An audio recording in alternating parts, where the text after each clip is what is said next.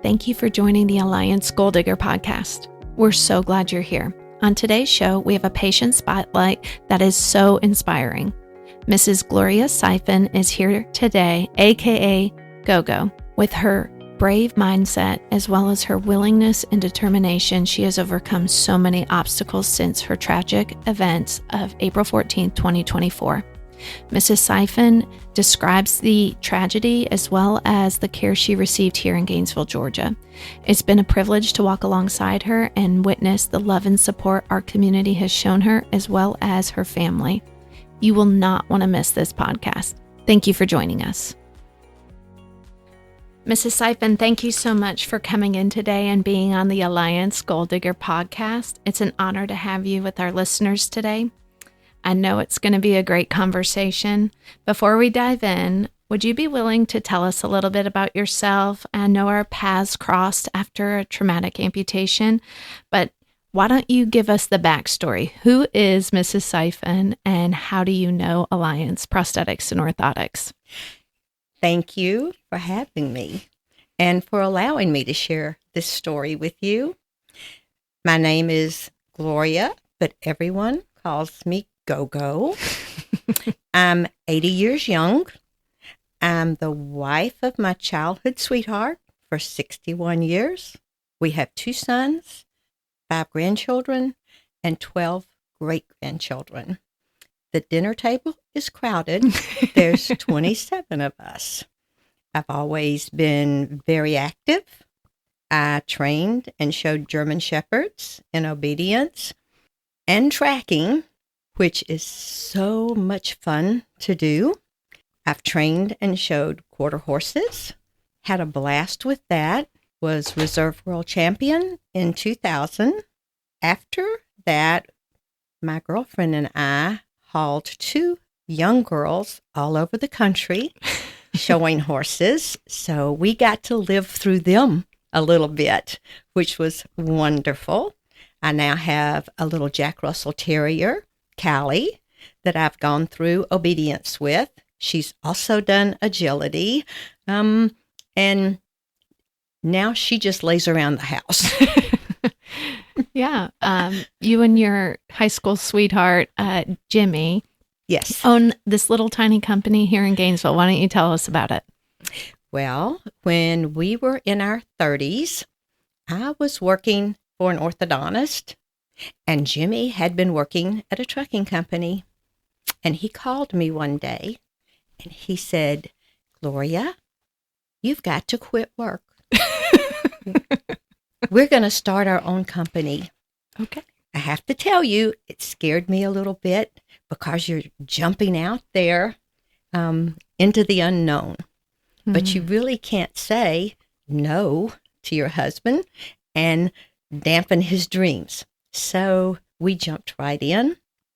Our boys, one had just graduated from high school and one was a junior. So we hocked our car. We had a boat. We put it up for sale.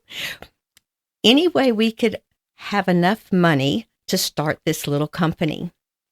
We found a little trailer right by the railroad tracks and just started out there. And Jimmy had to keep his job. He taught the boys what to do. And he would drive us to this little trailer every morning, drop us off, and then he would go to work. And at the end of the day, he would come back. He would pick us up, take my typewriter. We would go home. I would type up all the invoices we had created that day. And on the way in that morning, we'd mail them at the post office.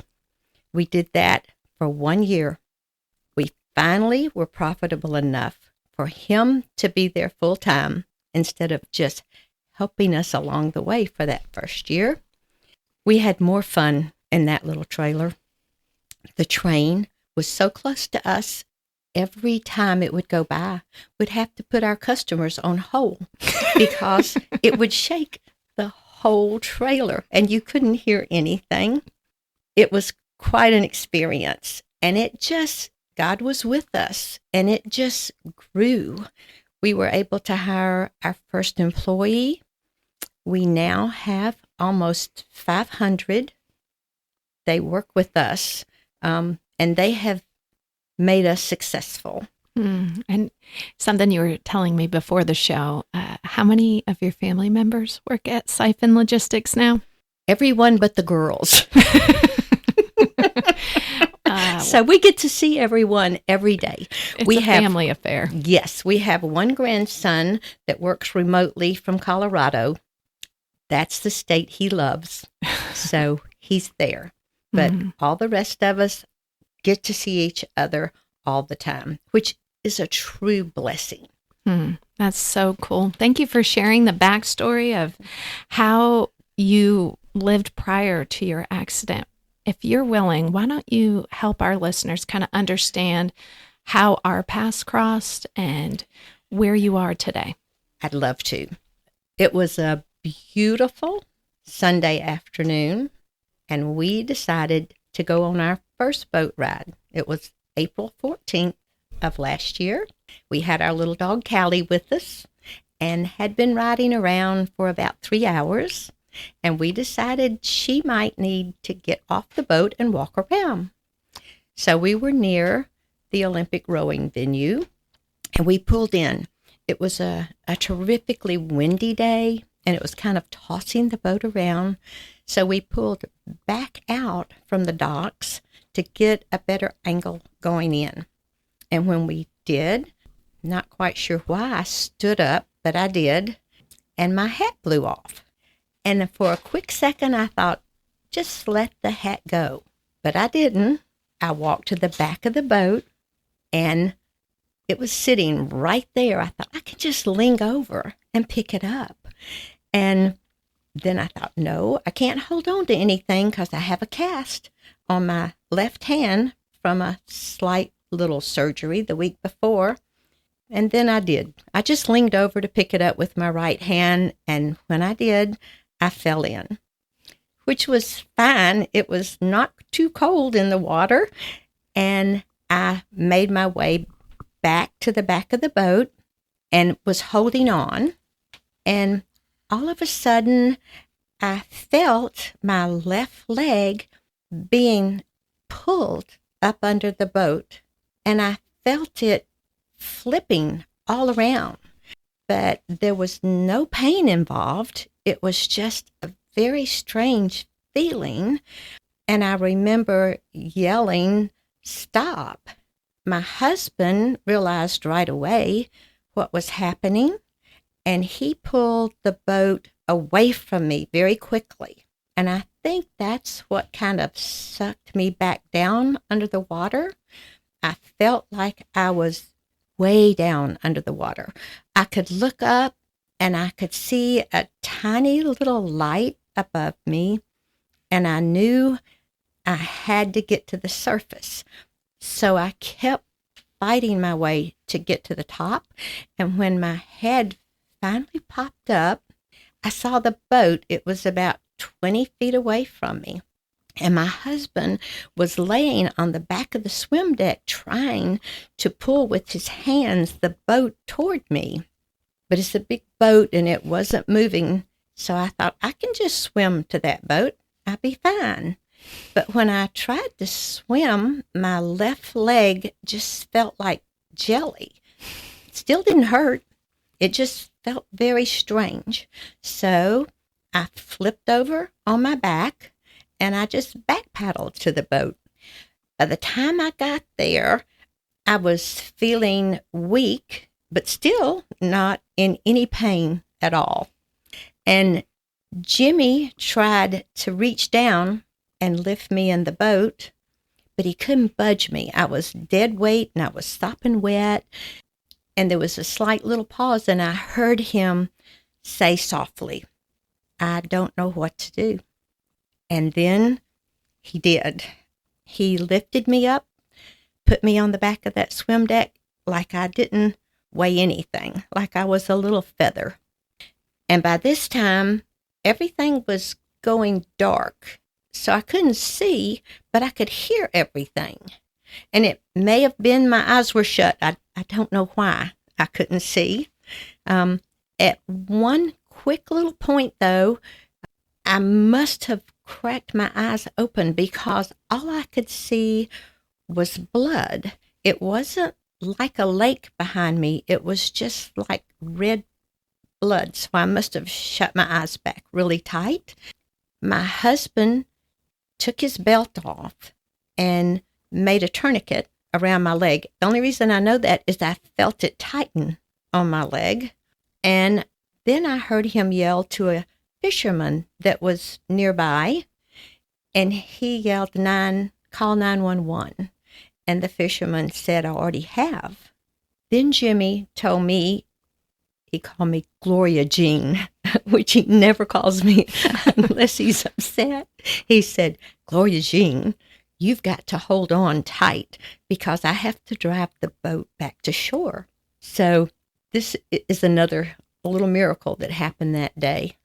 When the fisherman dialed 911, there happened to be an off-duty EMT going over the bridge right at the Olympic Rowing Center. And he whipped in and came straight down to the dock. Jimmy got us back to the dock. I don't really remember anything, but at one point I did tell him, Callie's on board, Jimmy. Call Steve. Our son only lives 1 mile down from there. And I said, he'll come get her because I knew they wouldn't let her on an ambulance. So when we got to the shore, I heard a woman scream, and I found out that was one of my granddaughters who knew something was bad wrong. When Steve got the call, he hopped up, ran to his car, and they followed him. They knew something, they didn't know what, but they knew something was wrong. And when they saw me, it just scared them, and hence the scream. The young EMT that came down, I felt him tighten the tourniquet around my leg really tight. That's the first time I felt anything that kind of hurt. And he asked me my name. And I told him, my name's Gloria. I wish I could have seen him. But again, everything then was still really dark. And I said, this is my husband, Jimmy. And I didn't see Jimmy, but I pointed like he would be to my side. And he looked at me and he said, my name's Joshua. He said, you keep repeating those 3 words over and over again the whole time you're in the ambulance till you get to the hospital. I remember hitting my chest with my hand saying, I'm Gloria. This is Jimmy. That's Joshua. He gave me a purpose and he gave me a job to keep my mind off, I guess, what was happening or to keep me awake. But I just repeated those words over and over again. I don't remember much about the ambulance ride other than that. I do remember arriving at the hospital, feeling a little bump as they took me out of the ambulance and into the hospital. I remember the ride down a dark corridor and a voice and a person starting to stand next to me. I found out that was Dr. Cormican, who was the trauma 1 surgeon on call that night. And he told me, he said, we may not can save your leg. And I answered back kind of in a crazy way. I just said, fix it. I remember saying, just fix it. I remember rolling into the surgery room, and instead of everything black, everything was white. Lots of faces, lots of white masks. I remember the little mask they put over your face coming toward me, and I remember trying to push it away, saying, I can't breathe. And that's the last thing that I remember about that. Wow. To go back to that day, seeing all the different people that were placed right at the right time, and your family, your support. Why don't you talk about 1 or 2 things that really stood out to you in those really critical hours? Exactly what you said. It was the support that I felt and the coming together of our community. We're so blessed to live in Gainesville, Georgia, to have all the resources that we have. We are blessed with a Trauma One center.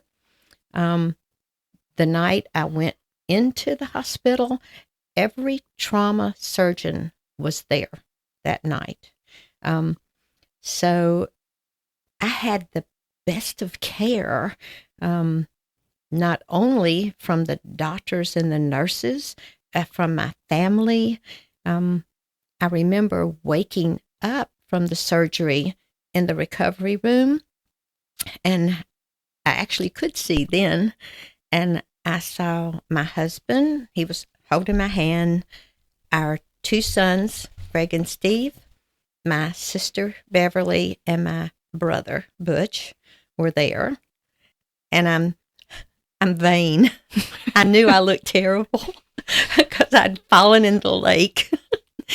And I remember looking over at my sister, and I said, "Your hair looks better than mine."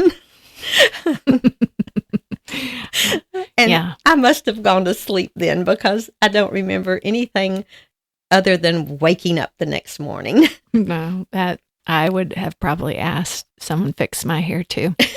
I want you to talk about the doctor, Dr. Cormican. Tell us some things that you just love about this doctor. I know he's so loved in our community, and we're so thankful for Northeast Georgia and their staff, how they received you. I wouldn't be here today, I don't believe, walking, if it wasn't for Dr. Cormican and his skill and his care for all of his patients. He told me the truth right off as far as you may lose your leg. And that didn't bother me.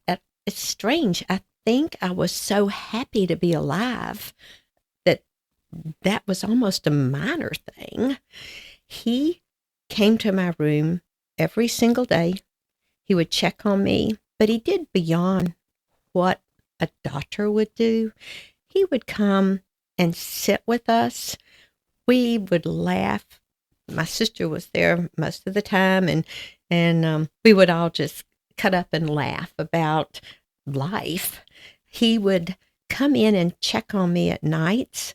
Sometimes it'd be 9 o'clock at night. So I thought he must live at the hospital. And then my son had brought my iPad for me to look at. So I'm a Netflix lover, and he would actually sit down with me and talk about the movies at night. I just think that's above and beyond what a doctor normally does. No, I have heard from many a patient in our community what a blessing it is to have him. So I'm so glad he gets a little fame here on our podcast for all the good work he's doing. We got to meet with him because it was our 1-year anniversary. So we met him for lunch, and he actually brought his mom and dad. Wow. Now, that just made my heart feel good because as a mom and dad, they'd never met a patient of their son's. Yep. And I got to tell them how wonderful he was and all the little things they would never know about him except for them being there that day. So I just felt so good about being able to share him with them. Yep. As another mother, there is nothing better than hearing that your kid did something good. Exactly. And his nurses, they're all the nurses at the Trauma One Center. I was in the actual Trauma One room only for 1 or 2 nights. Then they put me in Trauma 2, which means I'm better. Yeah. Which is great. And 2 of my night nurses were also horseback riders. So when they had a moment, they would pop in and we'd just talk about our adventures on horses. I can't think of not one bad experience while I was there. No, that's wonderful. Now, how we connected, and the word is kind of naughty. It always sounds weird, but Jason is a prosthetist, orthotist, and we have a mutual friend that called us. And if she's listening, Dr. Dudas, she's wonderful. She said, "Hey, I think you need to go see her." And Jason's like, I don't know her. I don't know if she wants me to. And then we got the call, "Hey, could you come in?" And Jason retells the story. He didn't see a person when he went into the room. He only saw flowers. And so he had to swim through the flowers. And he was a little shell-shocked because most people after traumatic amputation are not wearing full makeup and earrings. They typically are more in a average setting, but he said he got through the flowers and then he saw balloons and all of the different love offerings your family and support had sent. And he met somebody who was ready to work. And he said, "The first thing you said is, 'I want 3 legs.'" Talk about that. Well, I thought you had to have a leg for everything you wanted to do. And so I said, "I want 3 areas in my dressing room, 1 for each leg. I'm a high-heel girly girl. I love high heels." I told him I want 1 leg to wear high heels. I want 1 leg with the spur to ride my horse. And I want 1 leg with the tennis shoe. He kind of giggled when I said that. But he just made me feel so comfortable, like I had always known him when he came into the room that day. And I knew everything was going to be all right. So many great things happened. This is right before I met Jason. It was the day talking about the makeup and the hair. My husband had called me the morning after surgery, and he said, "I'm going to bring some things up, that you might need, Gloria. Tell me some of the things." And I said, "Jimmy, go in the closet and get a suitcase because I want all my makeup. I want all my night creams." I said, "I am not going to lose Gloria because of this accident." Yep. And so, hence the hairdo. My granddaughters came every morning, brought me Starbucks. They helped me with my hair, and we talked makeup. I mean, I'm the makeup queen, so I was actually telling them what to do with makeup. That's fair. So that's why Jason Listen, said, priorities. That's exactly right. He knows. I would have done the same thing.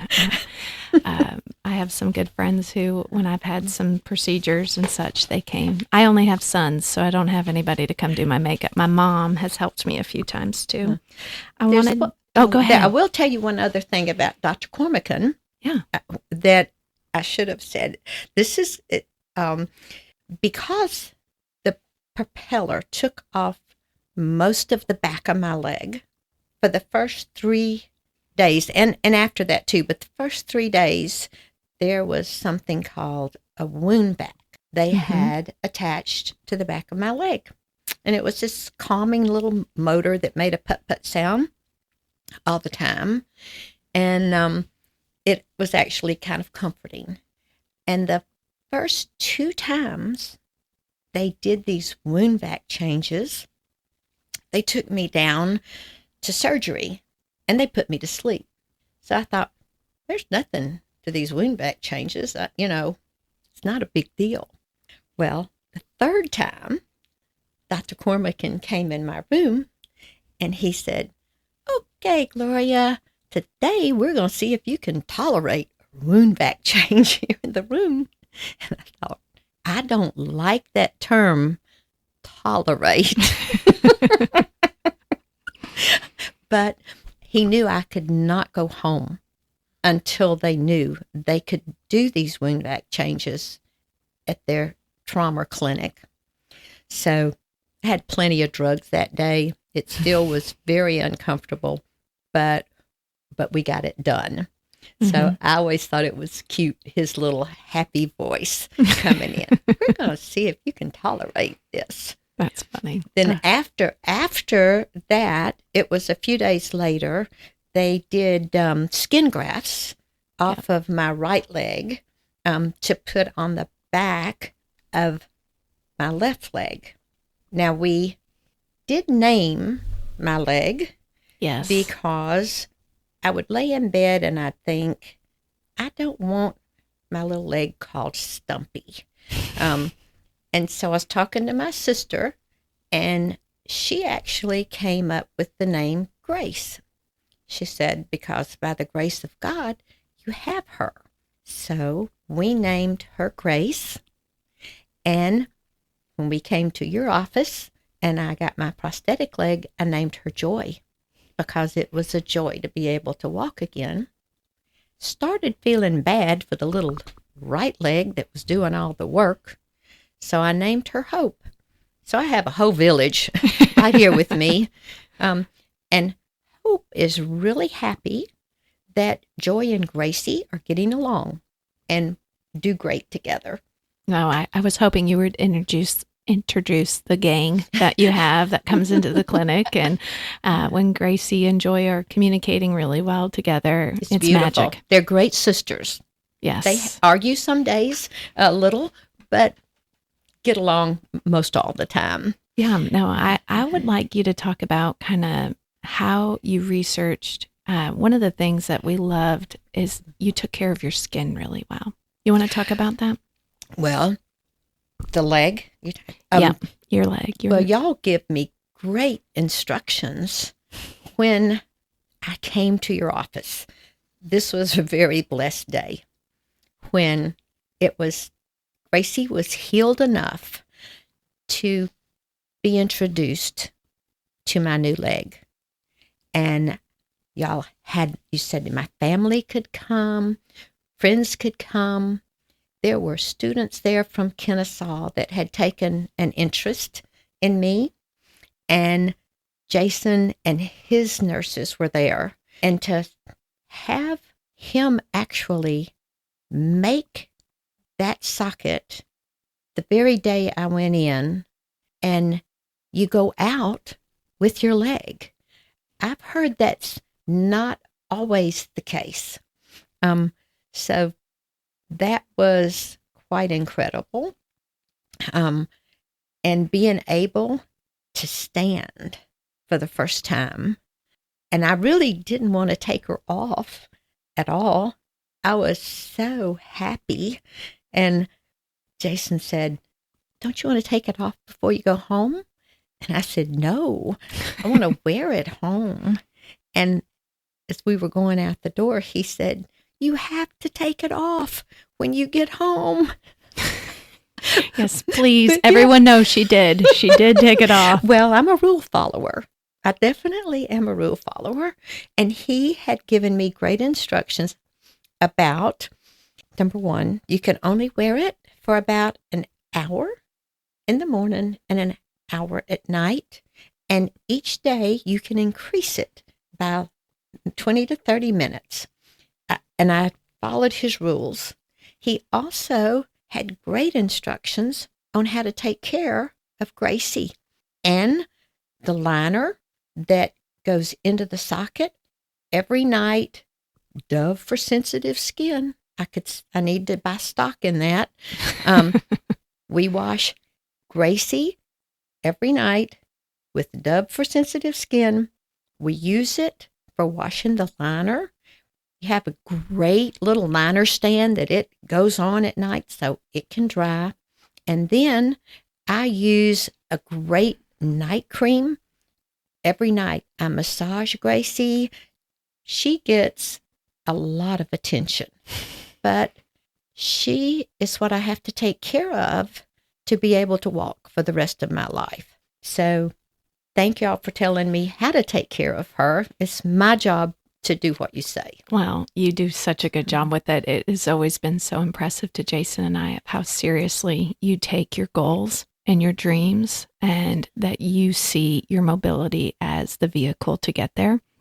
So I wanted to kind of turn to your mentality.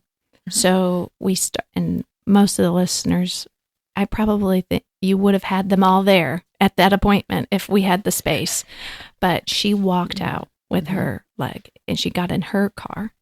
It was pretty magical to watch you walk down the ramp and get into your car. But then after that day, you kind of hit some obstacles. Talk about how you overcame those. Well, you don't just put her on and go. And you will get, maybe not everyone, I don't care how much you care for your leg, you are going to get little sores here and there.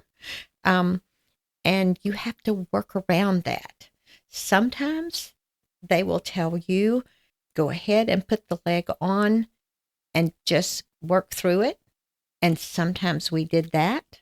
And then other times we'd give her a tiny little break and not put it on quite so much during the day. But I think I've just been so blessed because Gracie has done great. She had very little obstacles to work through. And if anything wasn't working exactly as I thought, Jason would have me come to the office, and one evening he even came to our home late to make adjustments to her.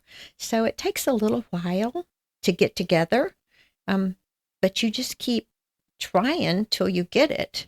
And putting her on is my job to make it right. And sometimes even a year later, I may spend 30 to 45 minutes in the morning because I want her to be comfortable. And it all depends on how I slide her into the socket. When I stand, what position am I in when she goes down into the socket? And right now I have an adjustable foot depending on the size heel I'm wearing. So it takes priorities. Yeah, it takes me a little bit to get used to walking with the different angle. So I walk with the walker for the first 5 minutes, making sure that I can take that step without falling. And you will fall, I think. I know I have, but not maybe only 5 times in the whole year. And they say don't be afraid of falling, but you do have a fear of it. But after the first fall, it's like, oh, this isn't too bad. I can get up and go. And I couldn't wait to get back to physical therapy because I said, I need to learn how to get up. Yeah. And you have to. The first time I fell, I was fortunate. My husband was standing right next to me, so he knew I didn't do anything wrong. We were standing by the sink, and I have no idea what happened, but I just started leaning to the left and just fell flat on the floor with him standing next to me. And that was hilarious, seeing him trying to pick me up and me trying to squirm around and get that leg under me. But you just get better and better at everything. It becomes easier and easier, and you have to laugh a lot at yourself. I find myself giggling when I'm by myself, and if I'm walking to a room and stump my toe, it's funny to me now. I don't know where that came from, but life's an adventure. No, I love that outlook. I'm glad you brought in physical therapy. So one of the ways that we work is with the amputee clinic, with the Longstreet clinic, and we connect a physical therapist and Jason. Do you want to talk about Katie and what you guys have established? Katie, and everyone told me I was so lucky to get Katie too. She has been wonderful to me. Everyone knew I love horses and that my goal was to ride again as soon as possible. Not only did Jason and some of his people go to the barn where I keep my horse one day, Katie went too. They both, not being riders, wanted to know what it would take to get me on a horse with this prosthetic leg. So Jason, he actually got on a horse to feel what it was like using your leg to pull into a stirrup. And that was the day I had my T-shirt on. I had made that said "Caution, leg in training" on. So I've got such great pictures of him sitting on a horse, me with leg in training, and Katie looking up at him, learning all she could learn too. Those are just the type people that are in Gainesville, Georgia, and that have crossed my path. Katie would go out in the parking lot with me because I had trouble, and still do, on slopes. She would take me in the parking lot where there was a slope and put a belt around my waist, and we would go up and down and up and down. She put me on treadmills. She had me stepping over cones. When I was still learning to walk and needed an aid like the walker, she put me in a harness that has a track all around the ceiling. And it would support me if I fell, but it didn't support you unless you fell. So you were really on your own. And it took days and days to get comfortable with walking that way and making a U-turn. She had me kicking a lot of balls with the prosthetic leg because that's a movement that you make when you take a step. I can't say enough about Katie. I was with her 1 solid year. Yeah. And only this last month have I not been going to Katie. That's Katie's such a gift to our community. I remember the big day where you got on cash. You want to talk about all of the friends that came and how we had a big celebration seeing you and where you are now riding horses? Oh, one of our friends that's a builder made wooden steps up to a landing, and he put rails up the stairs and on the landing and came out and measured where my stirrup, how high my stirrup was from the ground. And he made that landing that exact height so that when I climb those stairs, I just simply have to slip my foot in the stirrup. Now, Joy, her knee will bend if there's pressure put on her. So Jason programmed her to be a riding leg, which means she only had enough of a bend, would not bend any further, so that I could get on my horse and I could actually post. I can put weight in that stirrup and it's not just going to give way and have me fall off that side. So Jason was there. Students from Kennesaw were there. There must have been 15 of my friends were there. Yep. And they all watched and cheered as I got to get on cash for the first time. And it was magical because you don't ever forget that feel. It's just wonderful. And one of the people that keep their horse at the barn came to my home right after my surgery. And he said, I know you have been trying to teach Cash to lay down. He said, I'd like to go ahead and finish his training if you don't mind. And I said, I would love it. But secretly I knew I've been training for a long time. And I had been working with Cash for a year. And he does everything perfectly. He gets his body in the most perfect position to lay down.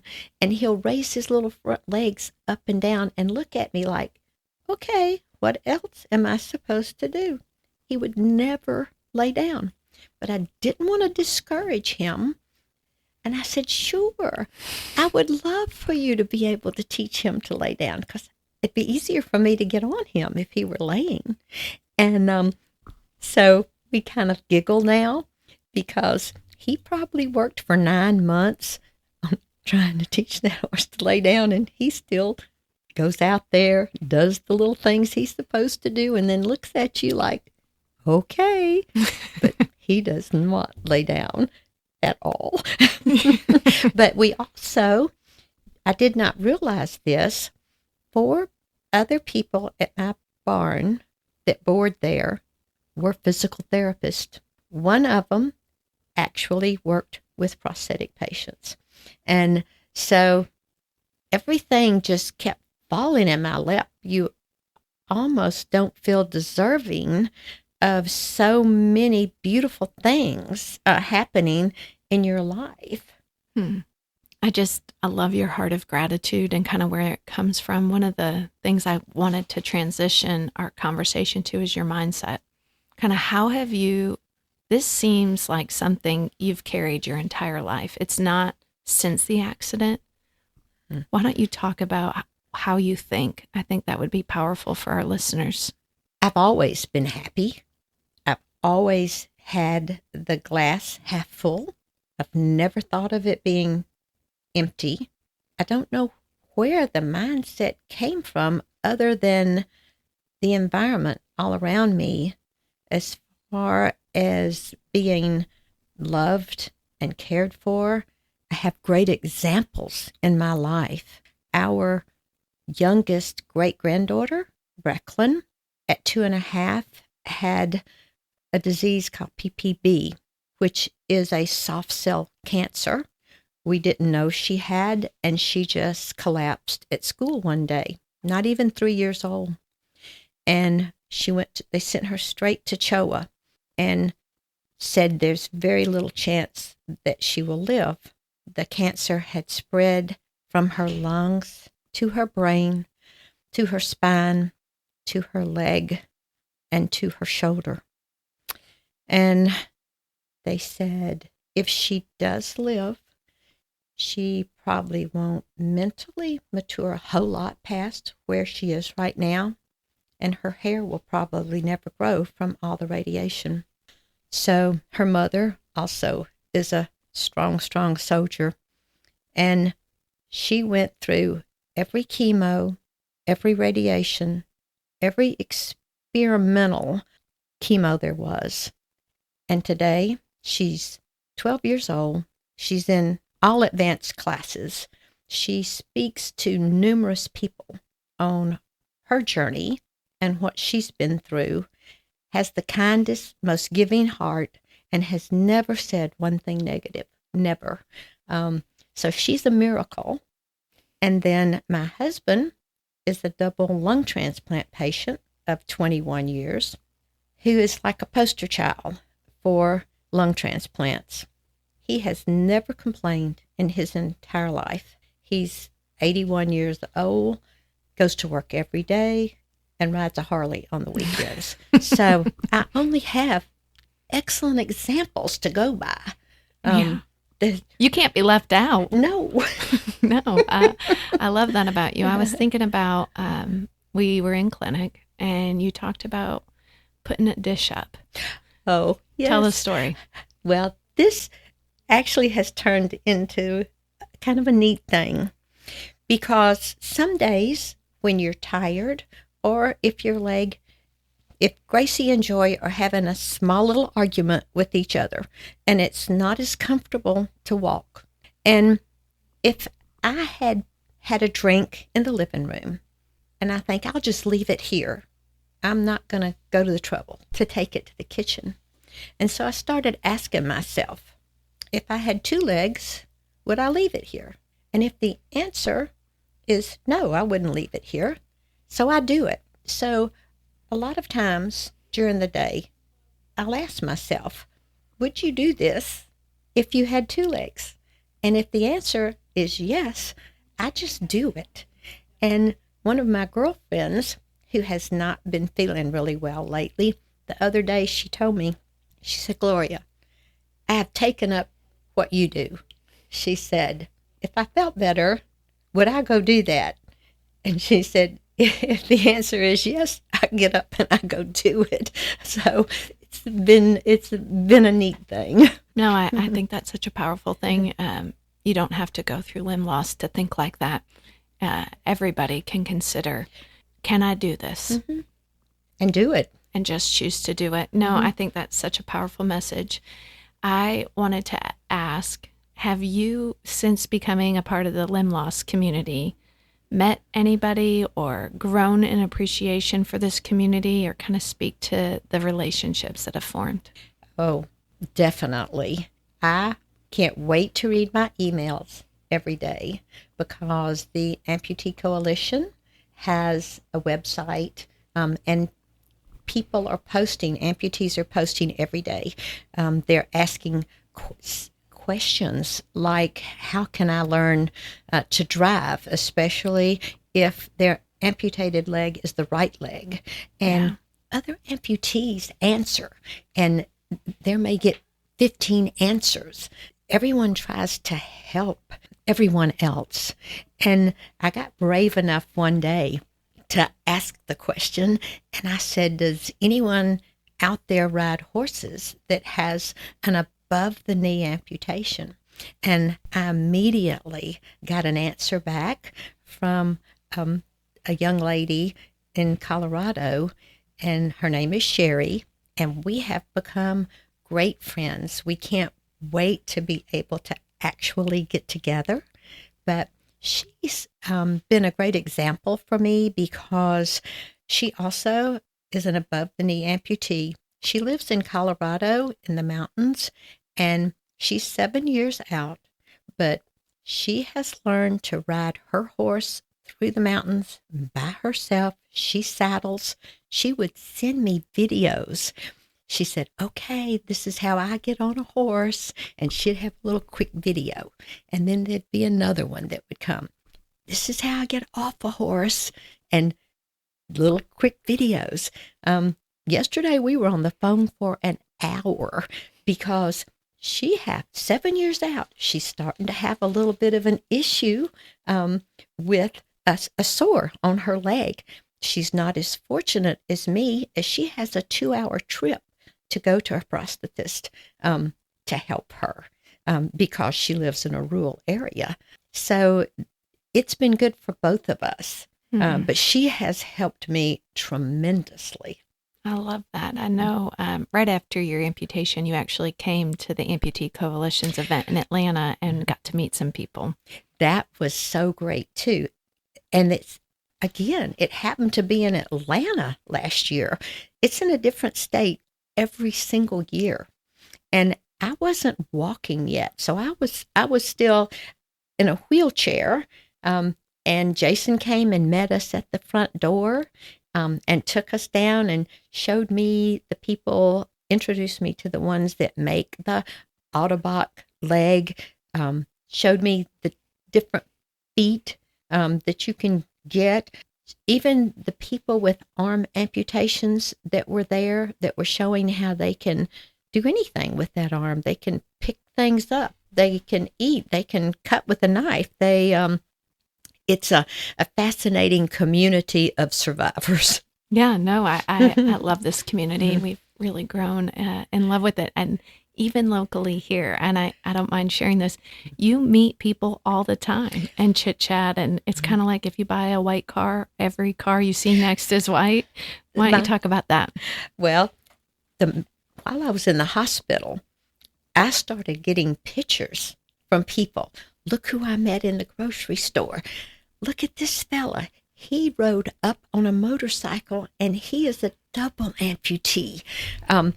Over and over again, I never noticed a single prosthetic leg in Gainesville, Georgia, until this happened to me.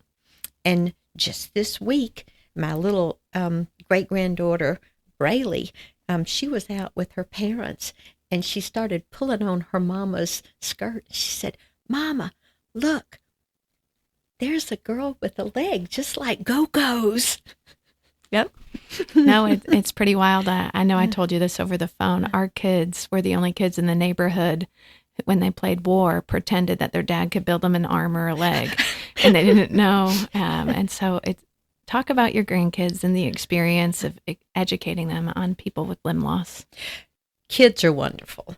They are the most accepting of everything. When I was in the hospital, and they were told that I had lost my leg, they were all very upset, of course. The oldest at the time was 9 years old. One of my little great-grandsons, he's the most sensitive one, I think, of all of them. And he had a really hard time, very upset over the fact that I was hurt. So much so that his granddaddy, my son Steve, had to go pick him up at school. And he said, Tucker, he said, I'm going to take you up to the hospital so you can see Gogo and see that she's okay. And they came up that day, and he was kind of standoffish and looking back, And I said, Tucker, I said, you want to see my little short leg, And we just started talking, and he kind of loosened up. And then I saw him walk over to me and make a little chop move with his hand like he was cutting my leg off. And then he said, I don't want to be rude, Coco, but does that hurt? And I said, no, not at all. We're fine. And he never had another issue at all. My great-granddaughters, every one of them, made bracelets that had little sayings on them or charms, and they all brought them up to the office, and cards. They love crafts, so they would all make little cards for me. Beautiful things. My oldest one did a 3D card that opened up into this beautiful thing. And then one of my little granddaughters, the little redhead named Isla, her mother wasn't going to bring her card up to me. And so I told her, I said, why? And she said, Gloria, she drew you and her on the front of the card, and she drew you without a leg. And I said, oh my gosh, definitely bring it up, because that is me.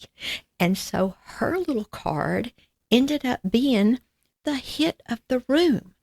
Everyone that came in laughed and laughed and laughed over this cute little redhead tiny girl drawn next to a bigger lady with one leg, Yeah. The other little granddaughter that came pretty much every day with her mama, Remy, she would come in hopping on one leg. She just stayed on one leg the whole time. She loved the walker. Yep. And we would go down together.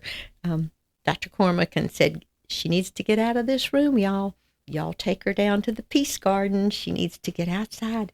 And they took me outside, and little Remy, she hopped the whole way with the little walker. So they've been fantastic about it. They ask every time they see me, it's been a year, they say, how's Gracie doing?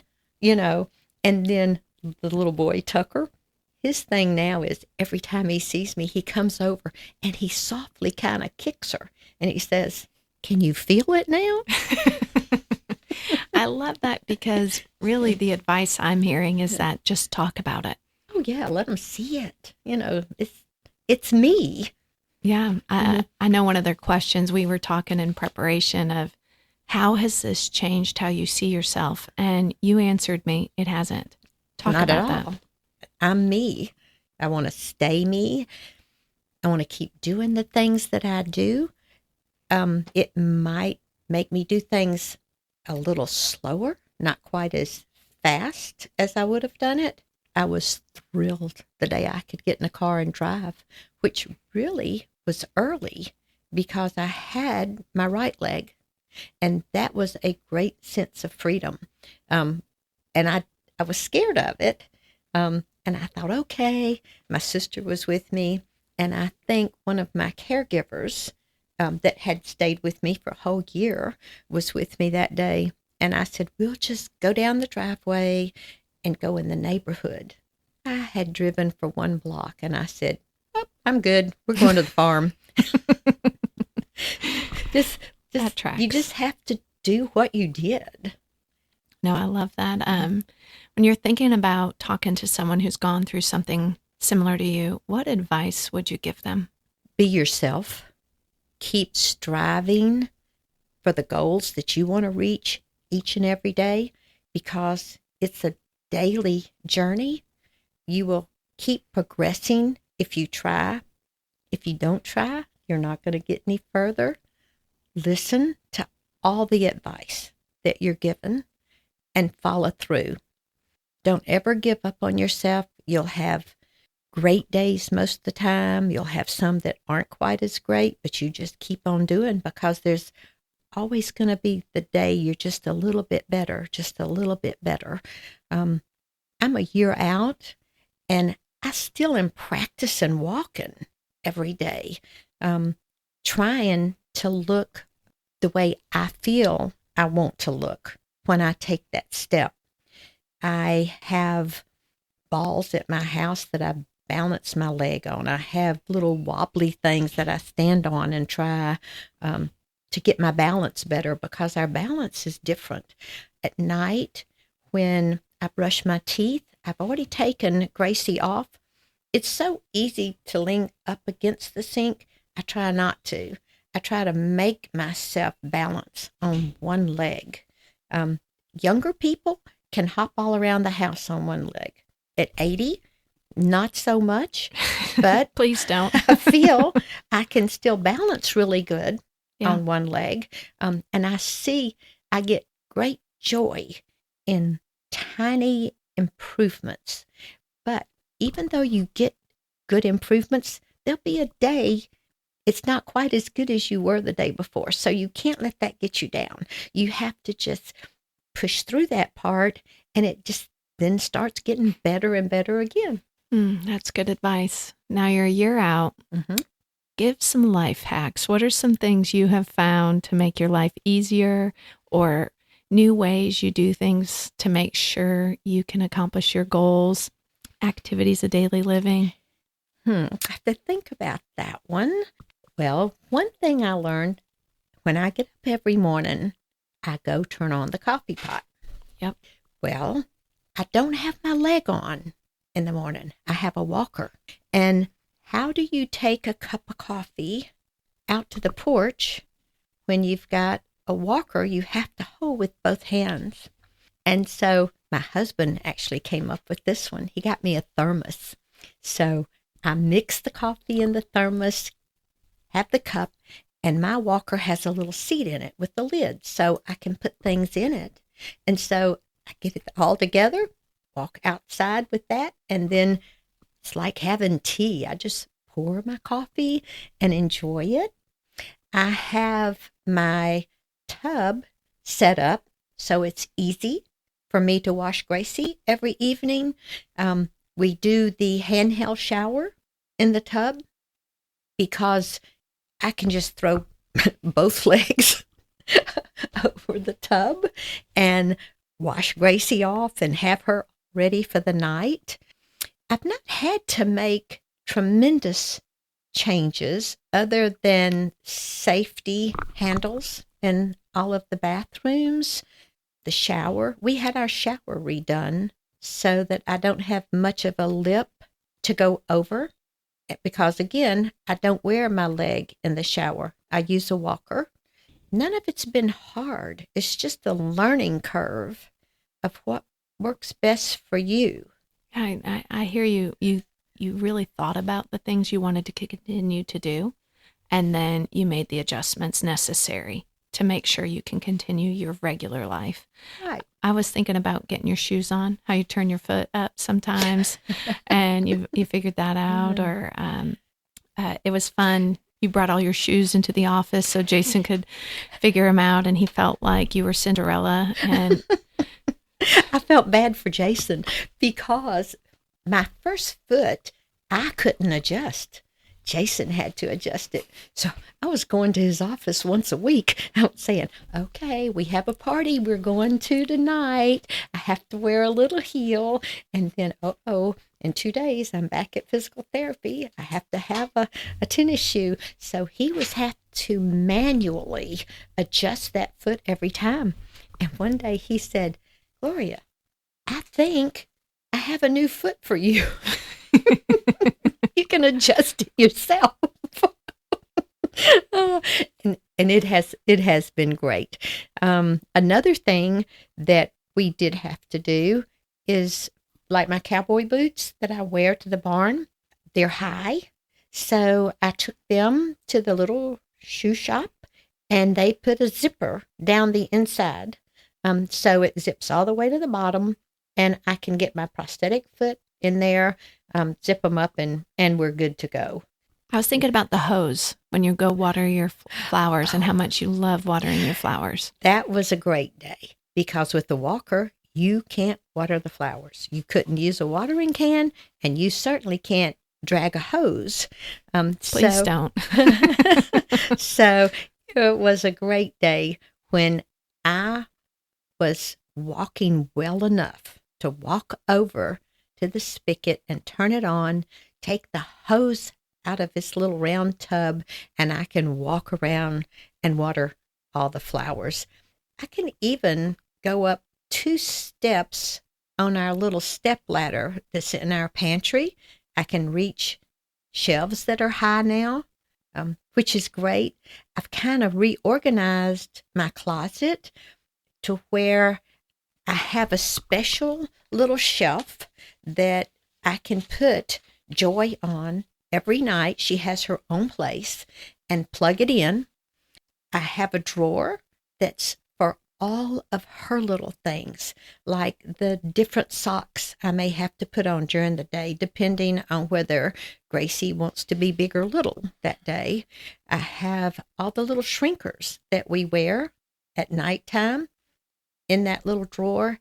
And because of Gracie is misshapen somewhat because of the way she was hurt, Jason has made these little silicone forms that fit to the bottom of Gracie, and go down a little down the back of my leg, which helps any little things that were kind of malformed on her to be smooth.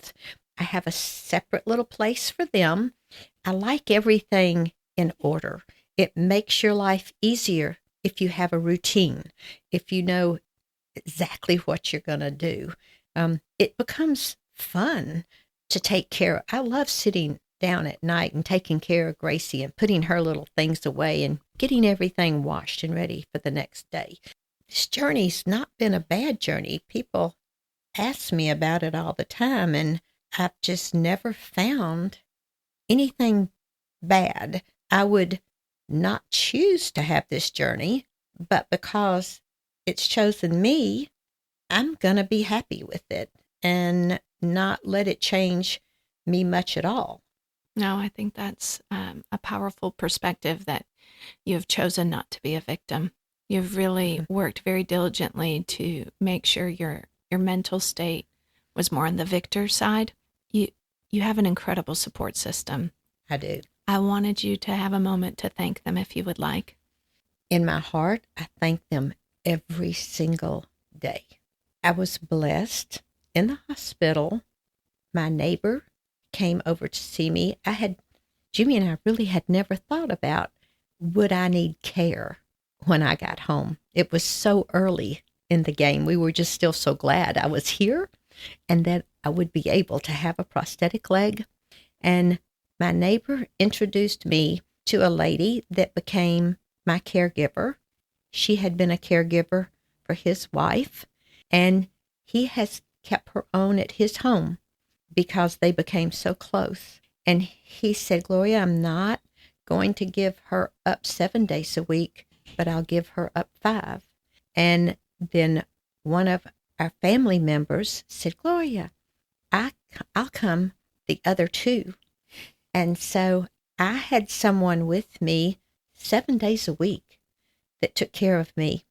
I don't know if I've mentioned about my daughter-in-law, Lynn. She came every day for 8 weeks and took care of my wounds, which had to be changed daily. She would take me up to Dr. Cormican's trauma clinic to have the wound vac changed, and they would have to give me heavy drugs every time we went. So that became a funny thing, because you take enough drugs, you're floating. It didn't put me to sleep. It just made me float. And so we'd just be laughing and laughing when we'd go in there, and they'd take me and lay me on my stomach on this little bed. And I remember thinking, I'm not touching this bed. I'm floating here. So I can't even imagine people not having a support team like I had. Our sons and Jimmy went and got a chair that would lift me up from a sitting position, so I didn't have so much trouble, because at the time I had the wound vac still attached to me. While I was in the hospital, both of my sons said, you've got to have someone sleeping in your room at night. And so they took turns coming every single night and slept in my room. And I said, isn't it amazing that I'm 79 years old at the time, and I got to hear my sons snore at night. I just thought that was kind of neat, because when else would you have that? So I've been supported every step of the way. There's no reason for me not to be happy and joyful. And I will say my husband was very concerned about my fear of the boat. Would I be fearful of the boat? And so at the end of last year, we went back and got back on the boat. I didn't feel any fear at all. It was kind of a little harder to get on it, but I felt no fear. The boat really didn't do anything. It was not its fault. But this year, he said, Gloria, I'd really rather you have a different boat. And so he bought a new boat that has a little door that opens in, so I can just walk right into the boat. Makes it easy. And he had the back of the boat has a name, and now the boat is called Let It Go. and then there's a hat. Oh, he's got a good sense of humor. I always admired that about the both of you. So now we ride around in the boat that says Let It Go. Let it go. And I went and bought another hat exactly like the one that blew off, because I said, I'm not going to be afraid of that hat either. That's good. Oh, wow. I've enjoyed having this opportunity to get to know you a little bit better, allow you to share your story with our community. And I was wondering, one of the things Jason does for all of our patients, if they want it, he prays for them. And I was thinking maybe you could offer a prayer for a patient who has had a traumatic amputation, and thinking about the loved ones who are all sitting in the room like your family was, wondering what's next. The next will be good. I would love to say a prayer. This is my prayer for you. Heavenly Father, please lay your healing hands on those facing recovery from a traumatic injury. Bring them physical, emotional, and spiritual healing. Give them strength and courage to face each day with determination and hope. Help them to find joy in this difficult time. Trust in your care and your plan for their life. In Jesus' name, amen. Amen. Thank you, Gloria, for joining us. It's been a privilege to talk to you today. It's been great. Were you inspired or challenged today? If so, connect with us. Follow the links in the description box below. We want to hear from you. Until next time, thanks for listening to the Alliance Gold Digger podcast.